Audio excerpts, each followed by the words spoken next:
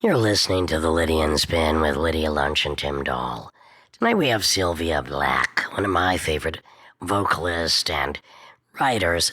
Sylvia has many different styles of vocalization, ranging from jazz to country to gospel, opera or lounge, which is my favorite genre that she occupies. She's a songwriter, musician, performer, producer, video editor, and she's done so many things it's hard to even sum her up. She's done electropop, jazz noir, lounge. She was awarded her music award at the Berklee School of Music in Massachusetts by David Bowie. Her version of I Put a Spell on You was featured in the Chilling Adventures of Sabrina in the premiere episode. She's just done too much for me to even sum up. I've also recorded an album with Sylvia, but that'll come out next year. And in the meantime, she has an album coming out today, actually, called Twilight Animals, Originals and Covers for Tortured Lovers. And it pretty much sums up many of her musical styles in 12 songs. Twilight Animals, it hops from electronic to jazz noir, sonic, jaunts to the east by way of Morocco and India. Just a damn interesting album. Ladies and others, Sylvia Black.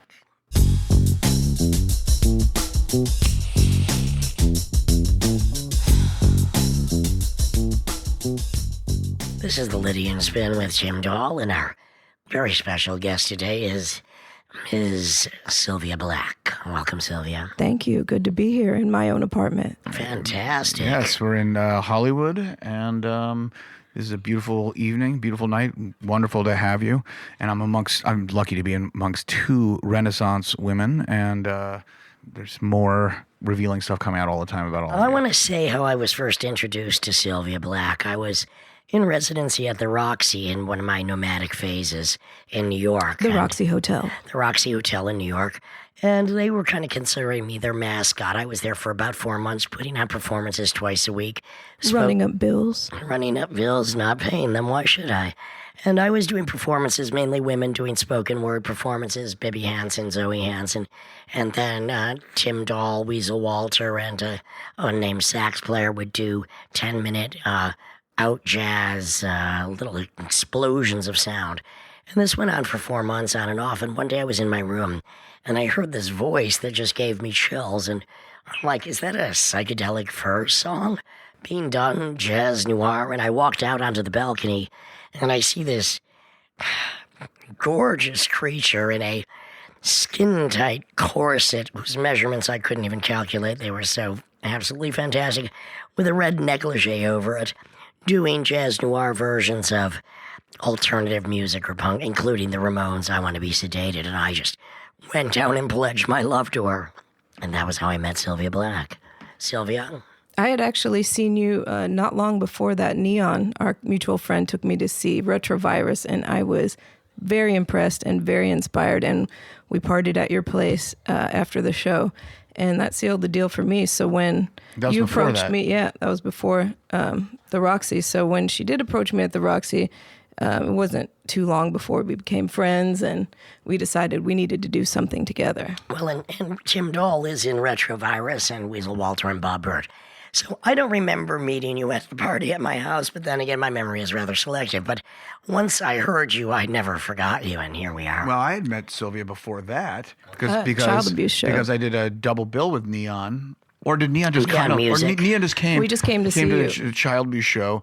And it was in Manhattan, actually. What's that club again? That was the one down in Chinatown. Yeah. But I'd never seen fretless bass used like that. It was great. And you came and you asked me all these pretty insightful bass questions. I'm like, well, who's this? And it turns out you are an accomplished and studied bass player as well. Every once in a while. Very often, if you ask me. Sylvia, so did you know anything about me before that? You said you... I did. I mean, I knew you were an underground figure. I knew you were a cult icon. I knew I had... I like to consider myself a cunt icon, but go ahead. The Stinkfist cover burned into my brain since I was a teenager. And, there's a lot of things I don't know. But it makes sense that you and I are friends today. And, I definitely knew of you. Your aura kind of was just always there. What was interesting to me is after hearing you at the Roxy, and then we hung out a few times, and you had sent me this song that you had written. That was just one of your new songs. I mean, you've had many directions in music, like I mean, we're both multiple musical schizophrenics, to say the least. I mean, you've done electro pop, you've done electronic stuff, you've done a band that almost sounds like the Cramps, you've done alternative music, you've done jazz noir. You're one of the most fabulous singers on any scene that I can think of. And you just sent me a song that you had written called Walking with Fire. Yeah. And you had, I don't know if you had me in mind or not, but I had myself in mind when I heard it, and I just said, Sylvia, I'm going to put a spoken word interlude on this. And I did, and you accepted it. Yeah, well, it made perfect sense. And I think 2 days later, your parents' house was on fire. It's called Walking with Fire. Oh, my God. Yeah, everything burned up there. They're out near Yosemite in a little town called Hornitas. And So your parents don't live in Texas any longer? well, my father does, but my mother and my stepfather live out here, even though my stepdad's from Texas originally. Yeah, so half of their property burned, and it was really fascinating to see all that destruction. And people had these plastic fences that just warped and melted like a Dali painting. So I was out there filming everything, and I said, well, this is perfect for Walking with Fire. Well, all the ashes prophecy. that like blew from my hands, and all the memories so, that I we mean, lost, you know. Sylvia wrote this incredible song, like what I call like late night jazz noir, and there just happened to be this space that I'm going to insert myself in here. And then it was after that song that we just decided, Sylvia came to me and said, well, I'm going to write some more songs. Yeah. And now we have a whole album almost completed, and it's absolutely spectacular. We'll be hearing some of that later on. And what a great feeling to do 2 of those songs at the Standard recently. That felt really good. That was amazing. That and the style of it is, and you'll hear it later, is really what I consider late night criminally sexy jazz noir with spoken word interludes. And it's basically all about madness, crime, sex, lust, desire. I mean, that's our usual topics here with Sylvia Black. Well, the ability, and Lydia I've heard some of these, and both of you have a skill with doing the cover. It's so often that the cover is so disappointing. Oh my God, who else could do Steely Dan and make me listen other than you? Steely Lydia Lunch Dan and on its Cypress own Grove. Oh. makes me want to take a shower and scrub myself. Honey, But all with this. you, I want to hear it. Well, who would make me happy with doing a fucking Van Halen cover song except for you? I was happy. Well, I mean, look, only Sylvia Black could propose to me. I've done a lot of cover songs. I did a whole album of cover material with Cypress Grove. And mainly I would cover the bands that really annoyed me, but that had good lyrics. And Steely Dan, who I really fucking hated. I wish Paul Schrader could do all of our videos and make a movie out of our album. Well, I mean, doing a I cover. wish Gregory Dark could, but... the focusing on the lyrics with the cover is kind of essential. If the harmonic rhythms kind of, well, that's all arrangement. And so many bands, you know, they're so fancy with their production, they're so fancy with their arrangements, but the core material is such garbage. And the fact that you can even get something out of such garbage music that there might be potential in the core material and then reinvent it, that's incredible. Nobody ever guesses, even though it's exactly like the original, except very slightly different vocal delivery, when I play for them the Rorschach test that is me doing Get Back, Jack, and Do It Again. Now let's bring that brings me to another cover that we've done on our future album, which I thought was a brilliant mashup. You had said maybe you'd already been doing I Want a New Drug. Yeah. When, Huey Lewis, who I abhor, but I did love American Psycho. Well, Huey Lewis, perfect score in his SATs, complicated guy. He's gone deaf since we covered him, thank God. So I wouldn't mind meeting him and drinking with him at a bar. But I would not waste my time. His life is a little rough right now, but He can't hear, and I hope we made him deaf. You know, I've basically four musicians I covered on my cover album last year have died.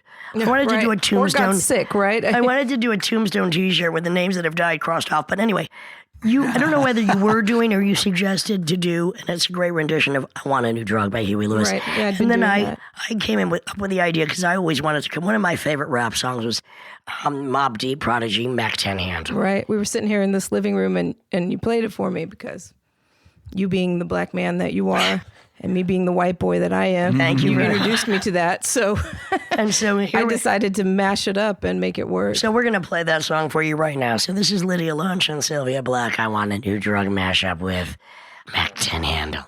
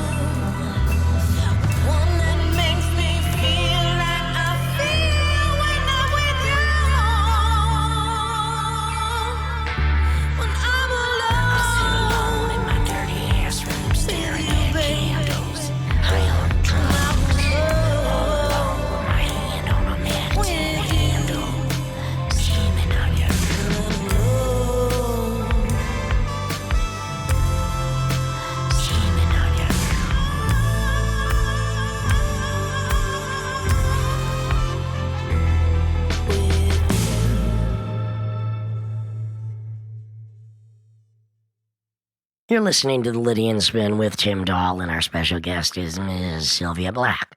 Sylvia, tell us a little about your early history. Like, when did you know you were destined to become a musician? Because this kind of stuff does burn in your blood. I wanted to be an actress since I was 5. I just wanted to be a performer. I wanted to be on stage. I was never satisfied to watch other people. I wanted to be up there. By the time I hit puberty, I wanted to play drums. And for Christmas, instead of getting a drum kit, I got a practice pad. So I said, okay, that's not going to work. I guess I'll play bass. And that's what happened. At I dedicated. What age did you start playing bass? 16. And then I went off to music school. I didn't even realize until after high school you could major in music. I didn't think that was a thing. Did not sound practical. Where were you going to high school? Where were you? I went to high school in Cupertino, where Apple is. And California. Yeah, my folks are in the tech industry. And then after 2 years of high school, I went on to an alternative ed program at the local, community college. And that was pretty interesting. I got to take a lot of college courses, and then I moved on to Berkeley. Like what kind of college courses? I mean, I don't know, astronomy. I mean, there was whatever was offered at right. Whatever was offered. So all the things that apply to music. Somehow I didn't go past algebra in high school, but I still got my How did that degree. happen? I slipped through the cracks. And your dad went to MIT. You're coming from this math mind family. And my mom went to MIT too. That's what they meant. I thought for sure I would turn out to be a scientist. Well, you are. Instead, but I just watch videos on YouTube about Yeah, science. Well, all you have to do is know how to balance your bank account, and that's hard enough. So anyway, go ahead. You went to community college, and then you said, that's it, you're going to major in music. Yeah, someone told me I could do that, so I applied to Berkeley. I got a scholarship. Berkeley School of Music in Boston, or College of Music, not. College of Music. I got a scholarship. I wanted to go to Boston. My parents were happy with that because of MIT. How did you get a scholarship? Based on what? I auditioned. Great. Probably because I was female. I'm pretty humble about it. But I didn't know much, but once I got there, I did learn a lot. I mean, I dedicated 4 years. I didn't go out.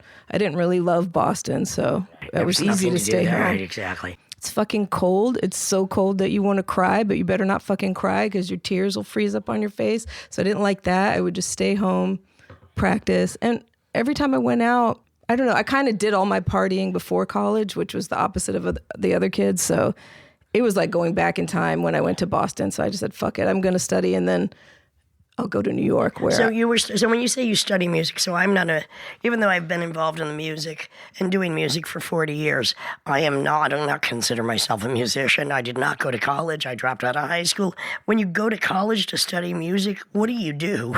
I mean, both you and Tim Dahl have gone. Music theory, music history, it's conducting. Right. I mean, all kinds of stuff. Pierre Piano Boulez in orientations, he's like Styles, music's an art, it's a craft, it's also a science, and it has such, if you even step away from even hearing music, there's just such a vast history of theory, literature. It's as old as any science. Absolutely. Actually. So there's plenty to study. Trust me. No, it's fascinating to me because, like I said, I'm not a musician, although I have written a lot of songs and played in a lot of bands, but I come at it from a totally different place. Mm-hmm. And I surround myself with people of various talents and genius. I mean, my theory is the more you know, the more you know. Some people like to write off school because it can box you in, but if you're not that type of person to begin with, then it doesn't matter. Well, I mean, I had to drop out of school because at 15, not only was I too advanced for school, they wouldn't advance me, and I knew I had to go to New York and start doing what I wanted to do. So my education was totally on the street and instinct-based, and hence why I've surrounded myself with incredibly talented musicians. Exactly. To help me create my vision, because the way that I work is I have a concept, and then I decide who the collaborators are. Right. I've never sat here and thought, I want to work with that person. Mm-hmm. It's like I have a concept, who can help me achieve this? And sometimes it is really talented musicians, and other times it's idiot savants. Yeah. But also, most people's relationship with music is in the song form. Lyrics is why I would say the majority of people get into it. One reason why, say, music that I do, like jazz and all that stuff, does well in Europe and other countries more than here is because there's not English words related to it, and so there's a different relationship with the audience at that point, and so I would say in Europe and overseas, there's maybe arguably more of appreciation for non-lyric based American music, because if you don't know what the fuck you're saying, then you're kind of redirecting and focusing your energy on other elements of the music, which expand a different perception on what music is. Well, but at the same time, I'm going to say that someone who, and more so than any of my peers at the time, even if it took giving hand jobs under the table at the Wild West Saloon, I did bring my first band, Teenage Jesus, to Europe because I knew, which was half instrumental, because I knew that Europe had a greater appreciation for all kinds of music, culture, or art. Well, they're just more thoughtful in general. And they don't want to pigeonhole you. So every year, somehow almost, I manage, as I still do. As you know, we've gone to Europe many times in Australia, Tim Dole and I. And I just kept forcing myself back to Europe. And I haven't had a booking agent in America for the last 20 years until I had one like 1 year ago. Sister Europe. Well, but what's so interesting about it is, I mean, so many brilliant musicians that all people that are in the music world know that are barely getting by, struggling, poverty, who even have names, even have actually are known of and are still struggling.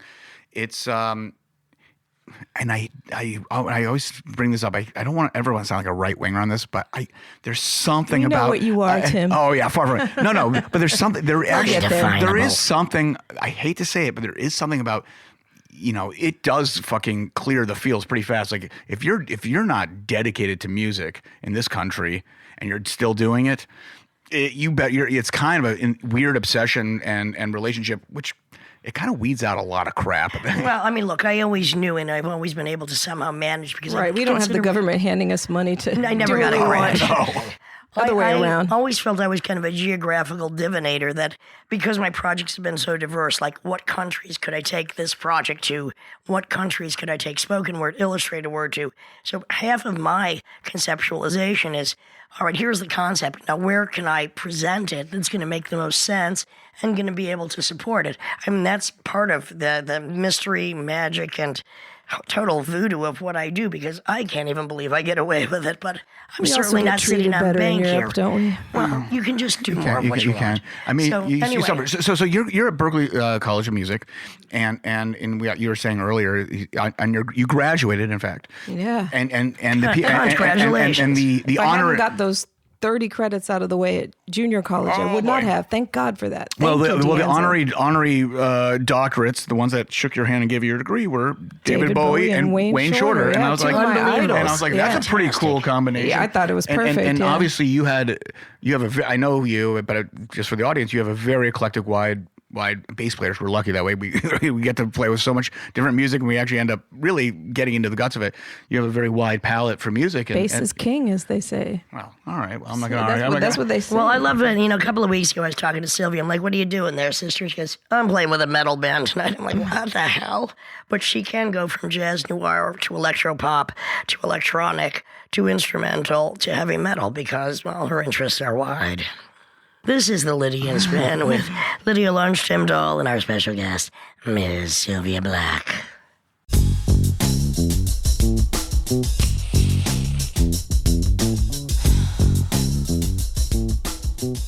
This is Lydia Lunch and Tim Dole. This is the Lydian Spin, and we are here with Ms. Sylvia Black. I think she's going to read us a little story right now. Yeah, I just decided to pull this out. All of a sudden, I haven't read it in maybe... I'm not going to say how many years, at least a decade. Because I used to love writing since I was a little kid, and you inspire me as a spoken word artist. So that's what made me think of this. Amazing. And this one I called The Dirty Side of the Mattress. I've run smack into my 30s with no warning. There's a stunned look in my eye like a wild beast caught in a trap. I must have been drinking for years. I remember coming to New York. I wanted to take advantage of everything New York had to offer. But instead, I obsess, I rarely get laid, I never go on proper dates. I may have been on 3 proper dates in almost 10 years. A lot of that has to do with the fact that I have had a live-in boyfriend who loves me like a mother loves a child. So yeah, it was time to grow up. This is Sexless in the City, my show. The only thing Sex in the City got right was the ugly guys. You do get what you ask for in life, and then it is also true to be careful what you ask for. Eventually, one must learn to be specific. I said, half Jewish. I wanted the sensitivity and the smarts, but not the full-blown Jewish neuroses. Turns out half crazy is still crazy enough. I said thick and comfortable. I got just plain fat. I said highly educated, but street. He went to Yale, and now he owns and runs an escort agency. Oh, and sells drugs. everything but heroin. At one point, he was a professor of literature and poetry at SVA. I chided for this because I was under the impression he taught at Columbia. He told me teaching at the college level in any school in Manhattan was honorable. Maybe he's right. I wouldn't know. All of this was impressive to me because until now, I had never slept with or dated anyone in their 30s or anyone who had really done anything with their life, let alone someone who had been around long enough to completely flip that life over like a dirty side of the mattress and do the other. He told me it was the medication he began taking while teaching at SVA that led to the flip. This particular medication made him wakeful. It made it easier to grade the papers of his less than stellar, disinterested students. He also had the energy to begin writing a script he called Love by Lottery. He finished the script in 3 months, but continued the medication. An unsaid side effect of the drug was loss of guilt and stronger impulse to do whatever you wanted without much thought or care to the possible future consequences. X quit his job, left behind the wife and baby girl in Jersey, started selling drugs, found a Puerto Rican ex-hooker for a girlfriend, and started up an escort agency with her that operated under 3 different names. You could have found them advertising in the back of the New Yorker, but NOW took that avenue away from him. I had never had sex with someone as fat as him, and I know he really wants to. It's a bit too much to wrap my head around.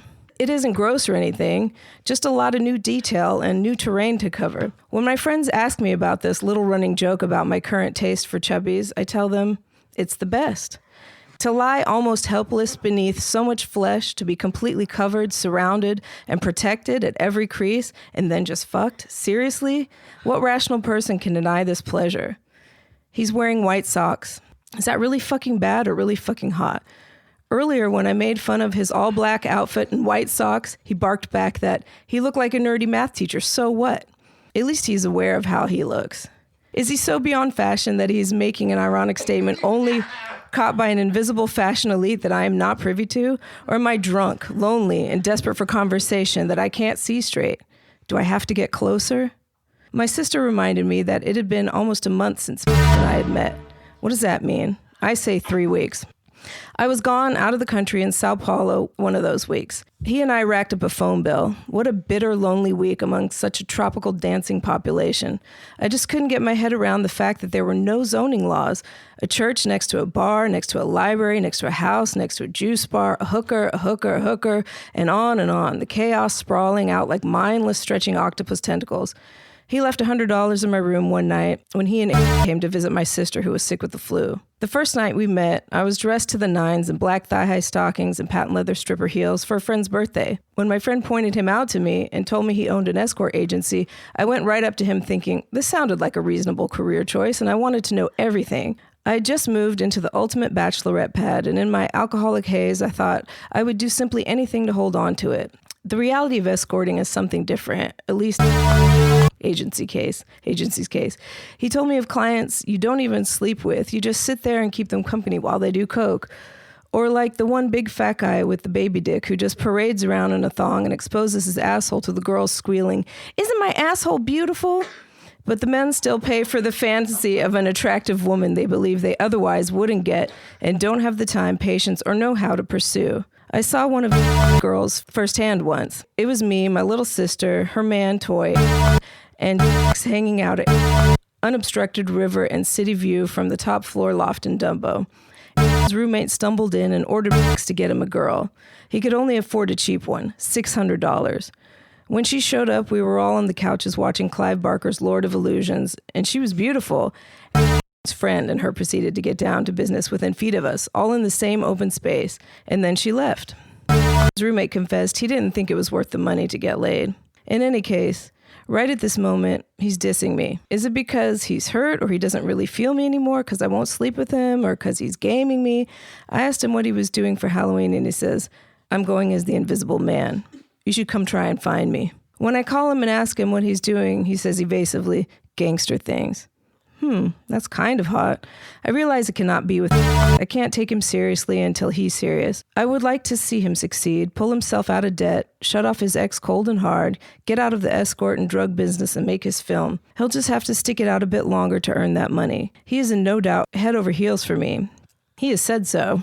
He has also said other things I consider threatening, like, You and me are forever, and I love you. Oh, if only he were a bit more together. I can see him getting there. I can see me being a good motivation for him. I would like to stay friends. He's so fucking smart and has some amazing connections from his drug dealing. Apparently, a lot of people in show business do drugs in New York. Maybe somewhere down the line, but tonight, he's snoring louder than a thunderstorm. He's sweating like he's been out in the rain. He's convulsing from some strange dream, his big body mildly jerking and sloshing around.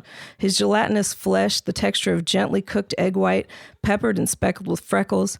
This is my proof that I'm a real woman. I am caring. My attraction is born from the insides, from the heart and the mind.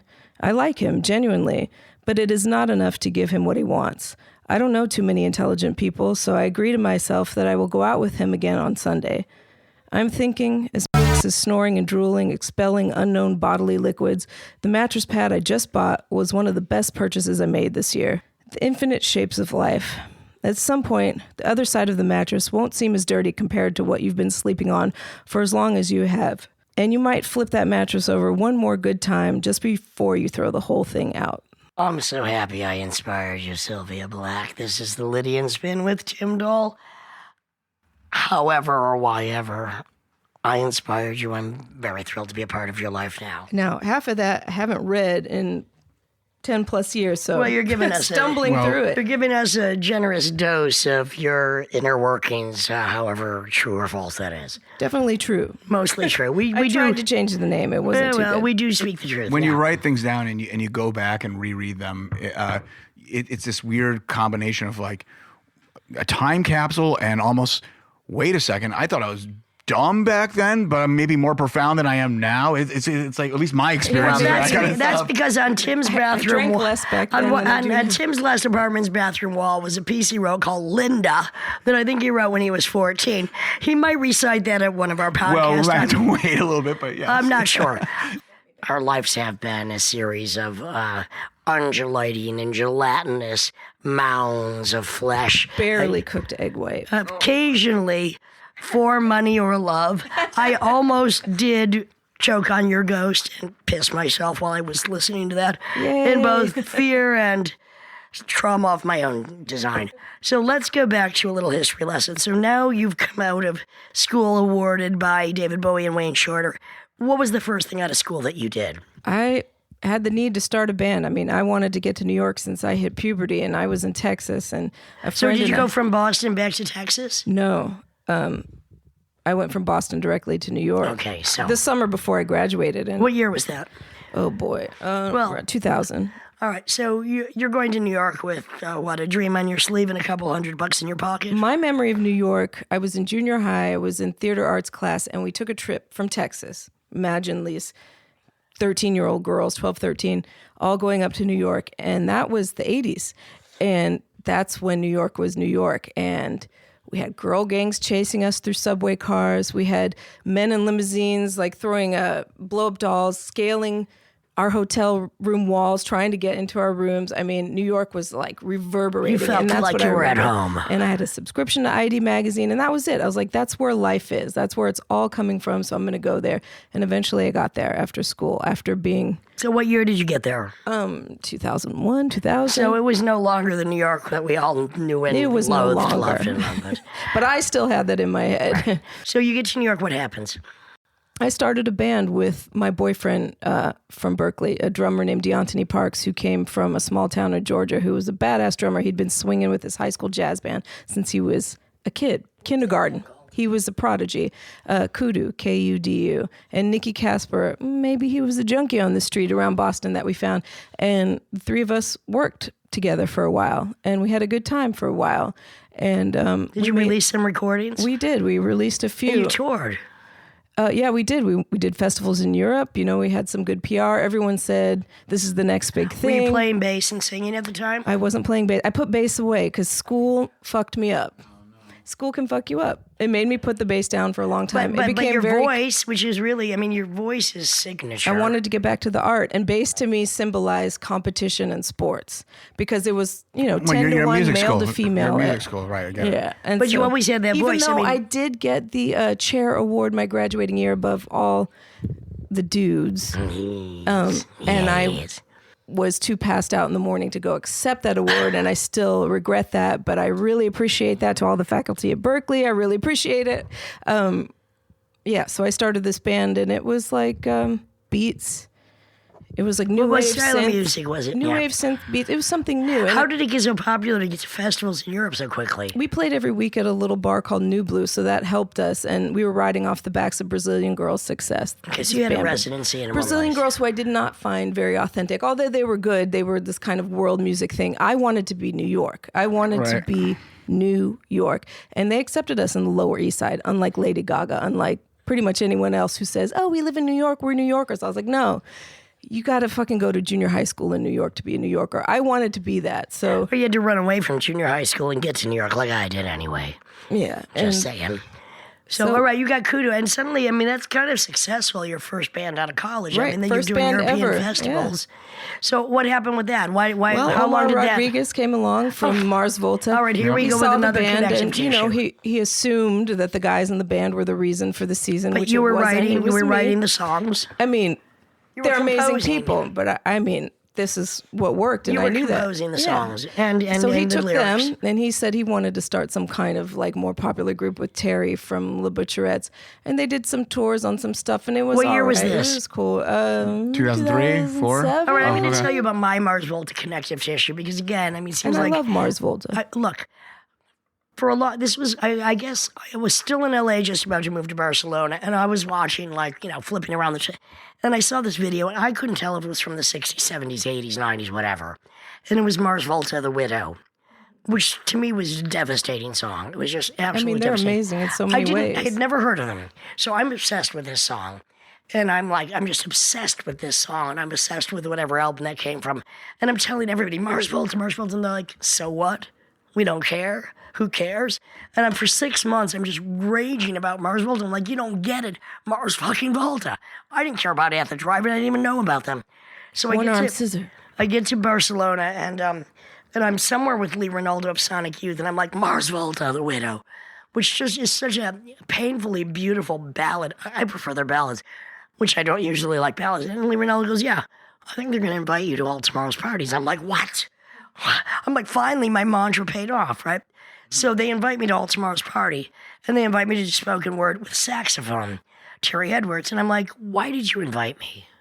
And they go, your spoken word. And now both of these boys who are so precious, both of them could fit in my body. They're that small. Omar's a tiny little thing. Both of his parents are Cedric. psychologists. So anyway, I meet Mars Volta, who I've been obsessed with, The Widow, right? And they invite me to all tomorrow's party. And then, like, a while later, Omar Rodriguez contacts me and goes, I want you to do your goddess stuff, your, like, war stuff. And we released a record. I mean, I just recorded in Barcelona. He recorded his stuff. It was a 17-minute long track. And, okay, these boys are cursed by something. I don't know what. And maybe Scientology is one of the things. They have a curse on them. And I tried to tell them that because, I mean, the Crematorium album, I mean, like one of their musicians died. The album gets held up hostage, whatever. So tie up the Mars Volta story. So I don't hear from them for years. We do this record. It's grand. And then one night, their new album came out, whatever that was, and the song on that was Since We Were Wrong. It's another ballad. By the way, seeing them live was absolutely transcendental, because you can't put a genre on what Mars Volta was. Absolutely stupendous. And now they convinced all these people that, like, 17-minute long jazz out, you know, samba, salsa, Latin, Yeah, a lot rock, of people want them. punk songs. Cool. I don't even know how they did it. So anyway, it's one night, I'm sitting at my computer, their new album comes out, and this song, Since We Were Wrong, which was amazing, I'm listening to it, I'm like in Mars Volta world, right? And I'm like, wait a minute, I lose sense of time. I'm like, okay, I gotta leave either tomorrow or the next day to go on tour. But I don't know, I mean, I'm literally in a time warp. I have to go ask excuse me, am I supposed to leave today at 6 a.m. or tomorrow at 6 a.m.? They go, tomorrow, okay. So I go to sleep, and I have this dream about Mars Volta. And I dream that Omar and Cedric and I are in a car. We're going over like one of those bridges in Pasadena. And I'm like, don't go over the bridge. They go, why? Oh, just don't do it. And we get over the bridge, and there's the way they stack up cars when they're crushed, stacks of clothing. And as soon as we get over the bridge, these zombies come out. I mean, and they want our clothes, and I wake up screaming. So I wake up screaming, and then... Don't take my fucking clothes. Don't That's take all my I'm saying. fucking clothes. I wake up, and I had been listening to the new Mars Volta album, just in the lyrics and everything. Totally time warp. And I get an email from Cedric, who had never written me an email, ever. And he goes, "You're so fucking cool. You're working with Big Sexy Noise, Gal and Drunk. I have a magnet of them on my refrigerator." I'm like, okay. Cedric, I write back to him. I never hear from either of them again. But that's the way they work. That's my Mars Volta connective tissue. I still think they are one of the best bands I've ever seen live. I love those guys, but they took my band and I cried. Deep convulsions of like, oh, basically you're replacing me with some white girl. All right, go on and do your thing with your songs. I'm going to do my shit. What's sad to me is I knew the curse they lived under and I could have helped them with it. But for some reason, they're just so distracted. I told them, I said, "You're under a curse." Oh, they got a lot going on. They have a lot going on. And then Omar did that film, which I've never seen. He did a film. He directed a film. I think I've seen it. Love to see it. I've seen it. Anyway, that's the Mars Volta connective tissue. I didn't know But that Dee about and you. Nick, my boys, these are Of KUDU. my family. Like, they've gone on to do great things. Dee went on to play with John Cale. He's John Cale's Still drummer plays to on this day. Yep. Michelle and N'Dea cello. Paul Schrader, they filmed Right. score for. But, I just want all these people to know that I was part of that. And I was you a were the huge part of the creatrix. reason they are what they are. But you know what, Sylvia? Well, I know it's no great consolation. We're sitting here together talking. It's just something to talk We about. have I a really great don't care. album I'm under our psyched. belt. I'm like and you know totally what? happy. Whatever they are is whatever they are. But whatever you and They're I my are, brothers. That's what they whatever are. you and I are is what we want to be at the time, and we go on and we recreate because we're multiple musical schizophrenics. This is Lydia Lunch with Tim Dahl, the Lydian Spin. We're talking to Sylvia Black. Tim? well, here's another connective tissue. We're here where Kitten Natividad lives right the next little door. kitten And the complex. music. And then this metropolis, which has a national border through it called the El Paso Juarez. Well, Mars Volta, the El Paso. There's another thread right here. I mean, anybody that doesn't, I can understand why people might not be turned like my so-called contemporaries. None of them wanted to hear about Mars Volta. But when you get into the lyrics, which are brilliant, and you get into mythology, and you get into the tragedy that they've experienced, and then you see a live show, there's just nothing like that exists now. It is really extraterrestrial. So there's Beyond the beyond. And I don't go into bands like that very hardcore. Where are they now? It doesn't matter. doesn't The matter. last band I was Let's really bring 'em into out to that the desert hardcore for our festival. was Union Carbide, which was a Swedish band out of Gothenburg, which was like the best thing since the Stooges. I mean, once every 10 or 15 years, there's a band that goes. And actually, I got so hooked on that Widow that I almost lost my mind playing it on anyway. so the thing about Bring them out. the thing about prog rock is it's so uncool, but those like that millimeter of when it might be cool, people are psyched, and then like an and then as explosion, soon as it's it like walks, fusion. when it walks half a millimeter to the right or left, every woman on earth is running out the door. Well, the thing is, okay, let me tell you why women do not run, and I don't care who the audience of Mars Volta is. The difference between them and what I call white boy crack prog or out jazz is they're groovy. Well, it can be groovy, although They're groovy. No, Mars Volta. Lydia, you Mars did Volta. see Genesis when you were a teenager. You told me once. Oh, well, let's not retread that old fucking bad news. And I have to say, I saw the Lamb Lies Down on Broadway, and Yeah. every few years that, the grand parade of, I think it's Lifeless, whatever it is, comes through my head. But anyway. Anyhow, so You're it's- more prog than I, Tim. I'm not prog at all. Well, I'm a bass player, so King Crimson. I'm transgressive. You're progressive. Hey, so Well, we can argue that all night long. so we're moving on. You Kudos, then what? You get involved in KUDU. you somehow, and I don't know how, Kudos to KUDU. but you get you get involved in what I look at as the modern pop production process, which is 9 producers. Let's talk about compromise. Where in terms of popular music now, I mean, 9 producers, 9 writers. 9 but really, writers, there's no, only they- 2. Wait, what exactly are you talking about here? I'm talking about Sylvia wrote and for the Black Eyed Peas and Pop World. Yeah, the pop world. But how did that happen? It was a fluke, like everything in my life. I feel extremely lucky. I was out here in LA visiting. I was with my good friend Jules, Bejules NYC. Big ups to her, my favorite jeweler. She was having a lunch, and there was a producer there she went to school with, Jean-Baptiste, and she told him, hey, it's her birthday. You guys should go in the studio. She's a songwriter. Make it happen. We had a conversation. He liked me. I went in the studio. I was in the studio 20 minutes later. I'd written over a track. Unbeknownst to me, that track was written by a guy I went to school with at the same time. Anyway, and he said, this is going to be a hit. And I'm like, oh, that's some LA bullshit. Thanks for being positive. Meet Me Halfway, which went number 1 in, I think, 12 countries. Can you sing us a little bit of that? Meet me halfway, right at the borderline is where I'm going to wait. For you, I'll be looking out. I've heard that thing night before. and day, took my heart to the limit, and this is where I'll stay. Whoa. Anyway. Did you write the lyrics, the music, or both? I wrote the melody and the lyric, the top line, as it's called in the industry. And so you write this in 20 sang it minutes. exactly like I wrote it real quick, and I was thinking about someone. I had someone in mind. The next day was my birthday. He said, "Oh, this is a hit." I'm like, whatever. Next thing you know, I'm watching Saturday Night Live and Fergie singing the shit out of it, and it's a hit. It's like number 1 in countries all over the world, and that's how I got my publishing deal. And from there, Publishing deal with who? Downtown, and you know, anybody would have given me a publishing deal at that point. It was Black Eyed Peas. You had a hit in 12 countries. And so I went with Downtown. And What year was that? Oh man, 2007. I'm just gonna guess. Whatever, 2007. 6, 7. So how does that feel at that moment? I have no fucking clue because I've never heard of this kind of shit. Exactly. I don't know anything you go about in the there. industry. You go in there. You give your stamp. Some would say it's hijacked. Some would say it's just incorporated. They're paying you for what you're assigned to do, and then I did not suddenly get paid enough. I got paid a lot. I know. I got less than 10% for writing them. But then suddenly, the point where someone comes up with an idea to where someone makes scores and lands all the fucking money.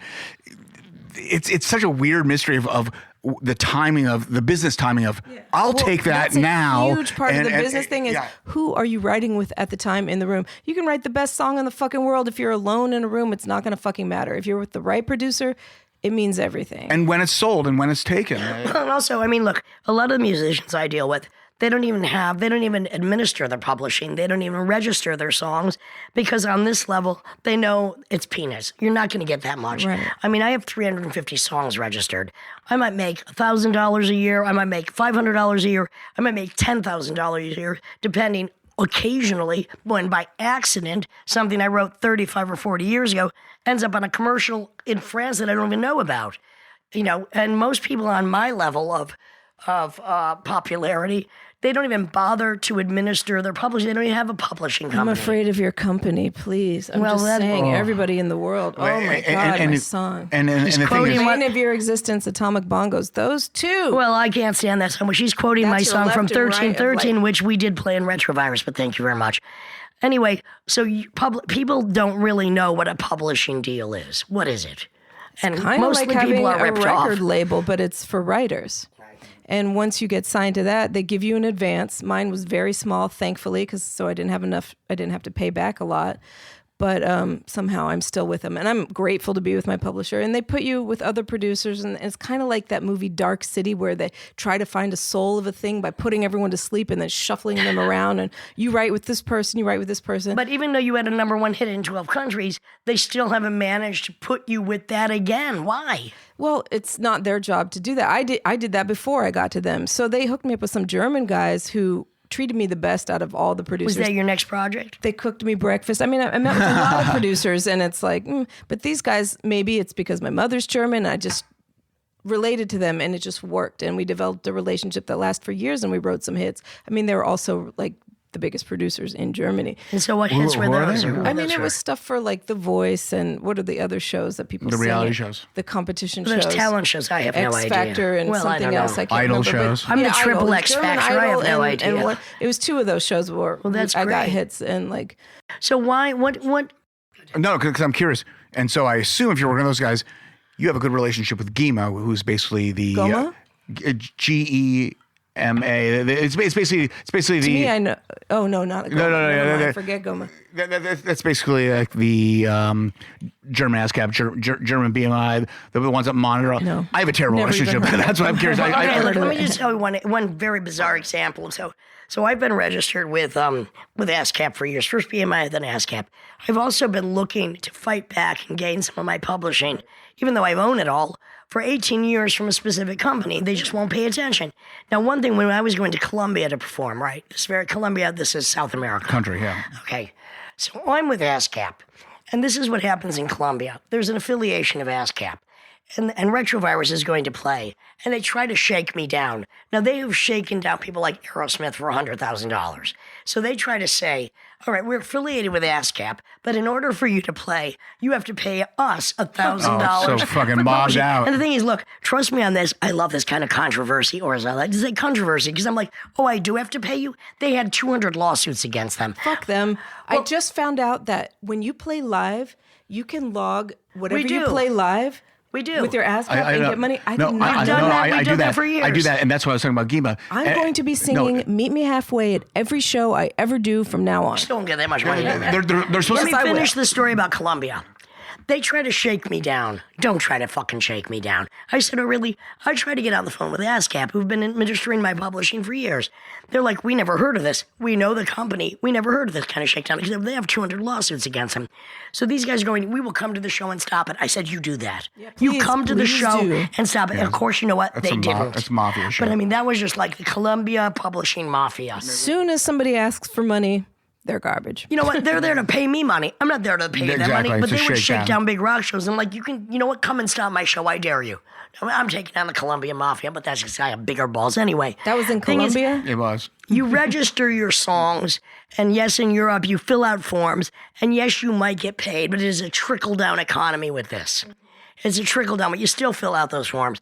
Anyway, the whole thing is so convoluted that even if you have a #1 hit in 12 countries like you did, you still are struggling to pay your fucking rent. Of course, because I was a newbie. I'm nobody.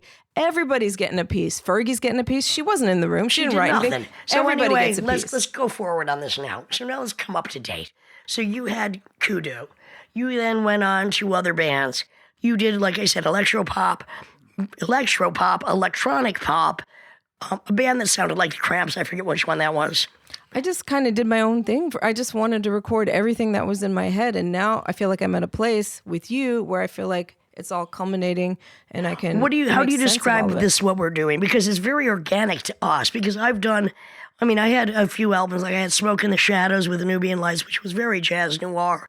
I mean, I've gone through all kinds of music. It's jazz noir with a Lydian spin. I mean, we have some other tracks where there may be a hint of sax, but it's not jazz noir. But Sylvia Black is writing the music, writing the music for the horns, all the instruments, playing the bass, writing the lyrics, singing with that incredible voice. I hired the upright players. I'm merely adding my spoken word spin to it, which I think it really makes it moviola. I mean, I think that every song that we record that's original, that you've composed and conducted and conceived and produced, that's very organic. It's very much both of us. It's all film noir. Yeah, if we were in Switzerland, we'd get a grant from the government. We'd be in a huge hall. Why do you think Lee Hazel would live there? I can't wait for that. That's an understatement. For the months that you're not working. My grandfather is Swiss, by the way. Somebody hooked me the fuck up. Well, for the months that you're not playing, you'd be receiving checks to compensate for the months. I mean, if I was a European citizen, the amount of how long do you think that's going to go on? Well, the amount of concerts I do in Europe alone, if I was a European citizen, the amount of concerts I do in Europe alone every year, I'd be getting money from when I'm not fucking working. And it's what am I going to cry fucking about it? Yeah. That's cool. Yeah, I know nothing about that. All right, the main point is this. Let me just get back to the reality of the situation with all three of us here. This is the Lydian Spin with Tim Dahl and Ms. Sylvia Black. We're all musical schizophrenics. We do all kinds of music. We collaborate with incredible people. We did not get into this line of, I don't want to call it work. We did not get into this line of creation because there might be a pot of gold at the end of the fucking rainbow. We didn't do it for the audience. No, we didn't. Thank you very much. Although you are very audience friendly, honey. They all love you. I mean, I like people, you know. Well, I like a few people too, and they seem to like me. But we did it because it boils our blood if we don't, that we are born to create. It is how we maintain our sanity. It's how we keep ourselves safe from violence against ourselves or other people. It's what we have to do. There is no choice. And we collectively come together. And I am so thrilled to be working with you, Miss Sylvia Black. Well, I am very grateful to be at this table with you guys, believe me. And I'm very happy to have worked with Tim Dahl, and we'll continue to work together. So my I'm sitting with two of the greatest bass players on the planet, two of the sexiest people I know, one of the greatest lyricists, definitely the best singer I know. I'm not even going to tell you about all of Tim Dahl's other talents. I keep that to myself. Thank you. I've been on the road with him for 5 years. Hello, we'll keep that to us. I know they can't even begin to talk to you about my talents. I write about that shit all the time. Look it up. So here's my piece with all this, and we're talking about the shit about the business. We shit about all this stuff, and basically, you know, we have our certain talents, we have our certain gifts that we've cultivated, that we give back.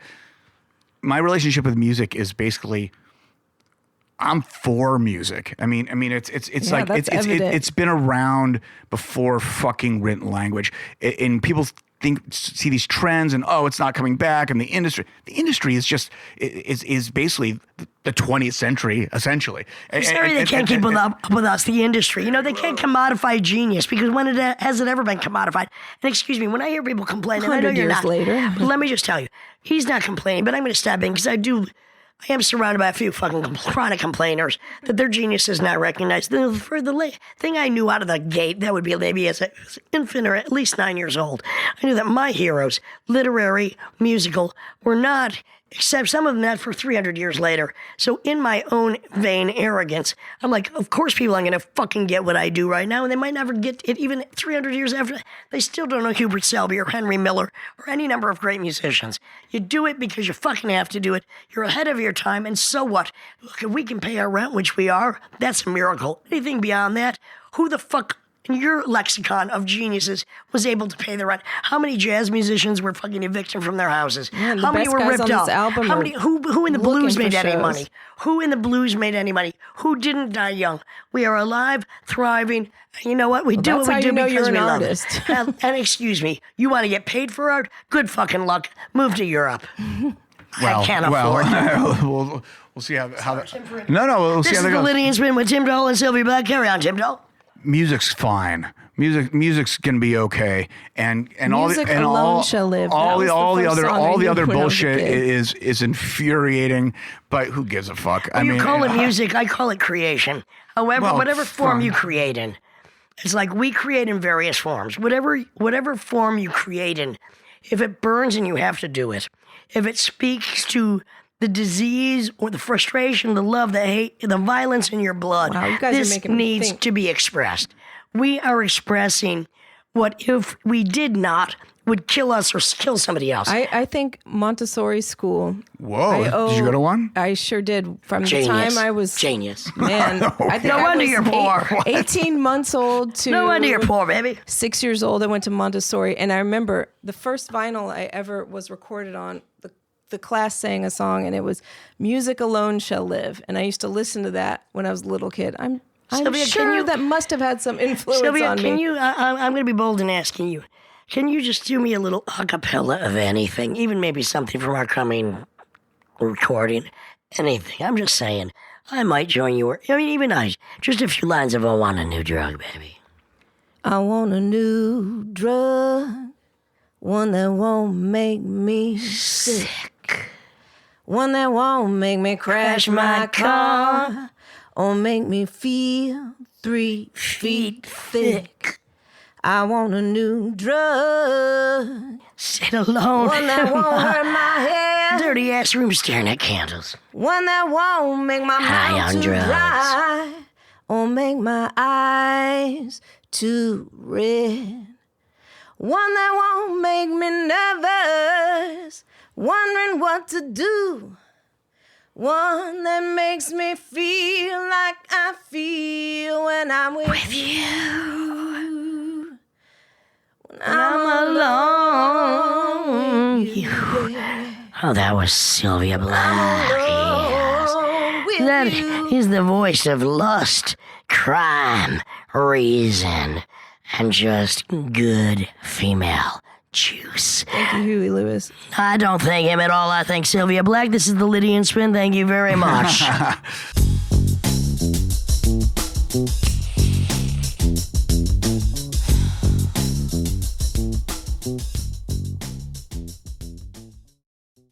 You've been listening to the Lydian Spin with Lydia Lunch and Tim Dahl and all those fantastic guests we've had. I know you love it, so why don't you share it? Rate it wherever you listen to it. Pump those numbers up, motherfuckers.